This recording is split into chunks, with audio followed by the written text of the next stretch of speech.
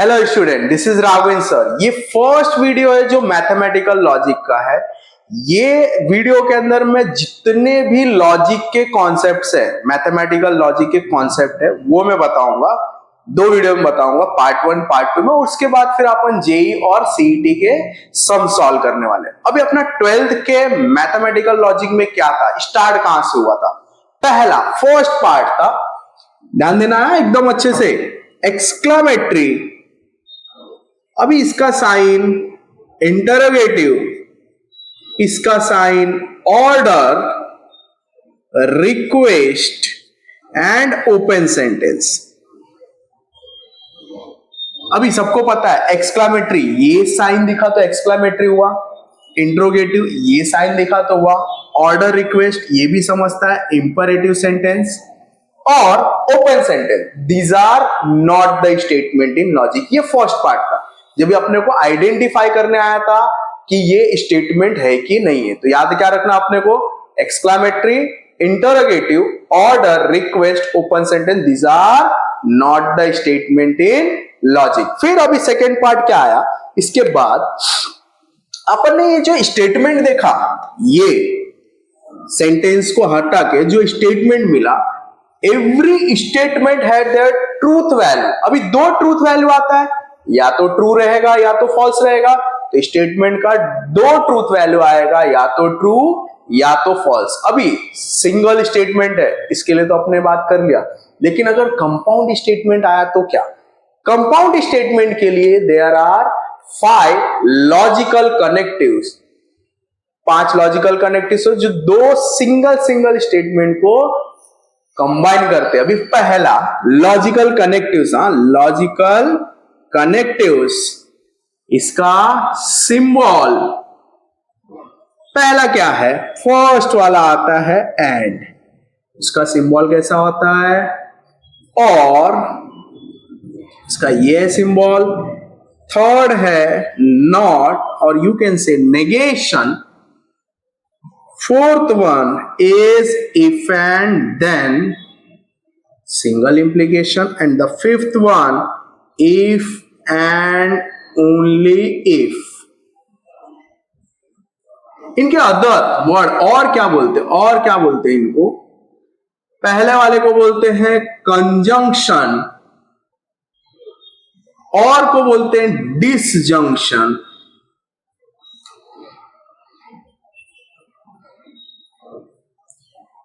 Not को बोलते हैं नेगेशन, इफ एंड देन को बोलते हैं सिंगल इंप्लीकेशन,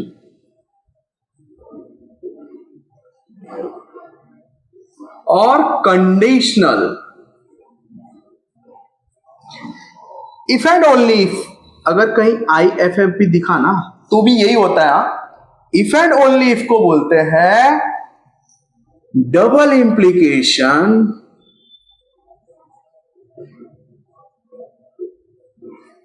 और bye conditional.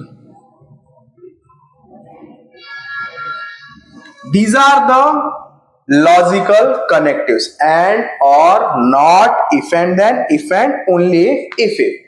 And is conjunction, or is disjunction, not is negation, if and then is single implication or conditional, if and only if is double implication or by conditional. अभी ये जो है ना, आपने इनके symbol है, very important चीज है ये, और इसको भी अप्लाई कैसे करना है वो अपन देखने वाले हैं नेक्स्ट। इसको अप्लाई करने के लिए सबसे पहले अपने पास क्या होना चाहिए? ट्रूथ टेबल होना चाहिए।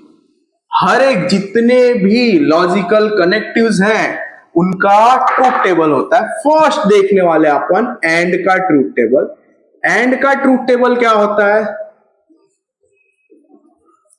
अभी ये अप्लाई कभी होगा जब भी दो सिंगल स्टेटमेंट रहेंगे, PQ। तो PQ का क्या लिखते हैं अपन? True true, false false, true false, true false. And जब भी दिया और बोला तो अपना फंडा याद रखना, एकदम शॉर्टकट है। क्या बोला मैंने? Both are true then true, otherwise false. क्या याद रखना है एंड के लिए? Both are true then true, otherwise false. अभी सर ये तो समझ गया इसका ट्रूथ टेबल। अभी अगर कभी ऐसा कोई क्वेश्चन रहा जिसके अंदर सिर्फ एंड न लिख के अदर इंग्लिश वर्ड क्या आते वो भी याद रखने का। Other English word for and is but, yet, दो, स्टिल, मोरओवर। अगर ये सब वर्ड भी दिखा ना तो क्या है वो एंड ही है, यही समझना है। सेकंड क्या था अपना और का क्या आता है पी, क्यू लिया पी और Q, true true false false, true false true false. और का फंडा क्या था both are false then false otherwise true, both are false then false otherwise true. ये और का ट्रूथ टेबल है। सर और का ट्रूथ टेबल समझा, जैसा आपने बताया कि एंड में ये सब वर्ड आएगा तो और में क्या आ सकता है, कुछ नहीं, इधर और आएगा सिर्फ। क्लियर है। थर्ड क्या आता है इसके बाद,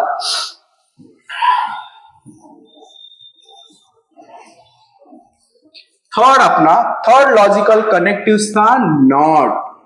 नॉट का फंडा क्या है वो देखना, वो सिंगल स्टेटमेंट में होता है। क्या आया ट्रू का फॉल्स, फॉल्स का ट्रू। अभी इसमें और क्या चेंजेस होते वो भी देखना, याद रखना। सम का ऑल का सम, लेस देन का greater than equal and greater than का लेस देन इक्वल। याद रहेगा, ग्रेटर देन का less than equal, less than का ग्रेटर देन इक्वल, इक्वल का नॉट इक्वल। ये कभी चेंजेस होता है नॉट में, नेगेशन में ये चेंजेस होता है। नेक्स्ट क्या है फोर्थ वाला if and then. If and then बोले तो क्या सिंगल इंप्लीकेशन। सिंगल इंप्लीकेशन के लिए क्या था P Q, P implies Q. अभी पी का again T T F F T F T F. इसका आंसर क्या होता है, first one true second one false then false otherwise true.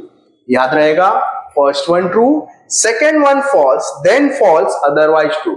एक शॉर्टकट बताता हूं और याद रखने का तरीका थोड़ा फनी है पर ठीक है। क्या बोला, हस्बैंड वाइफ है दो। तो हस्बैंड ना सुबह जॉब पे जाते समय अपनी वाइफ को बोलता है कि आज तुम्हारे लिए मैं साड़ी लेके आऊंगा, और लेके भी आता है। वाइफ खुश है, मस्त है। नहीं बोला, नहीं लाया तो भी खुश है, बोला नहीं बोला एंड लाया, बहुत खुश है, चाय के साथ पकौड़े भी मिलेंगे।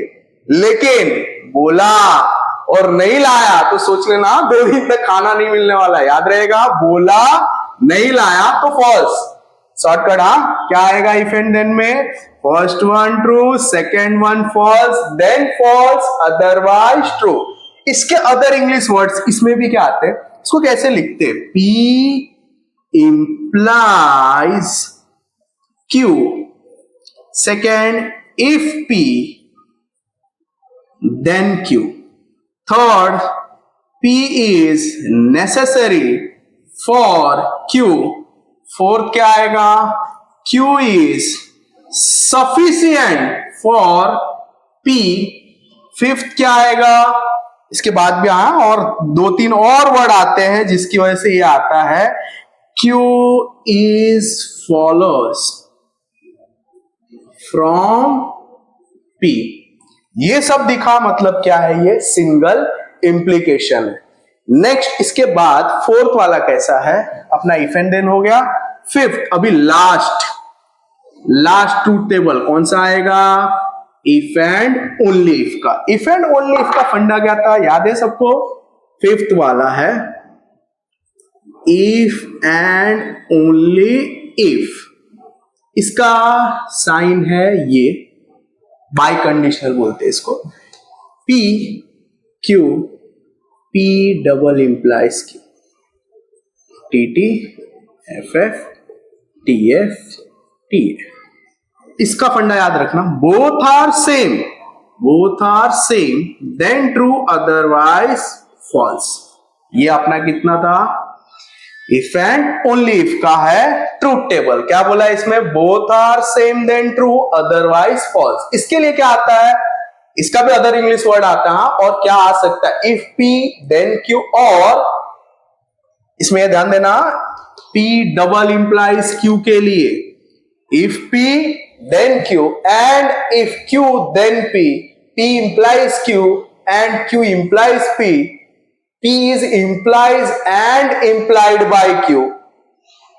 यहां तक इसका क्या होगा, अदर इंग्लिश वर्ड्स आते हैं, या ऐसा भी रहता है P is necessary and sufficient for Q, Q is necessary and sufficient for P, ये सारे इसमें आने वाले हैं डबल इंप्लाइज में।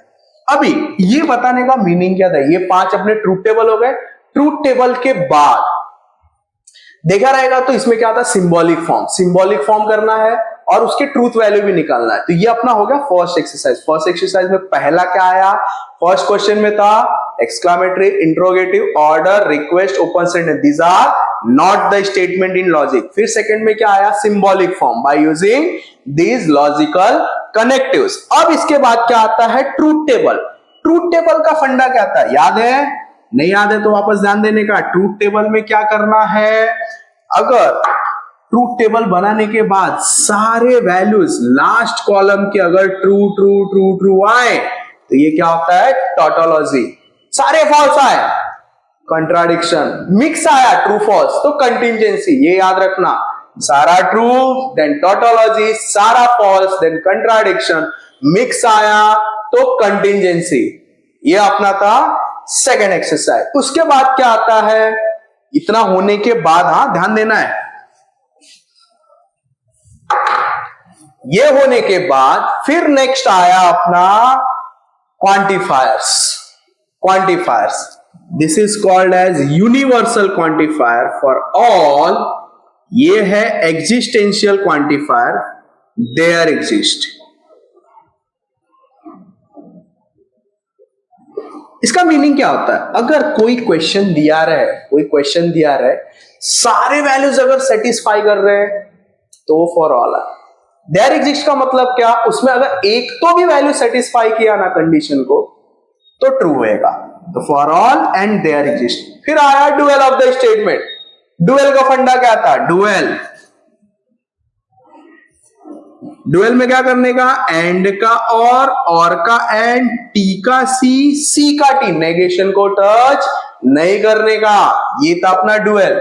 तो फॉर ऑल देयर एग्जिस्ट और डुअल। इसके बाद नेक्स्ट स्टेप अपना क्या आया था, नेगेशन ऑफ द स्टेटमेंट।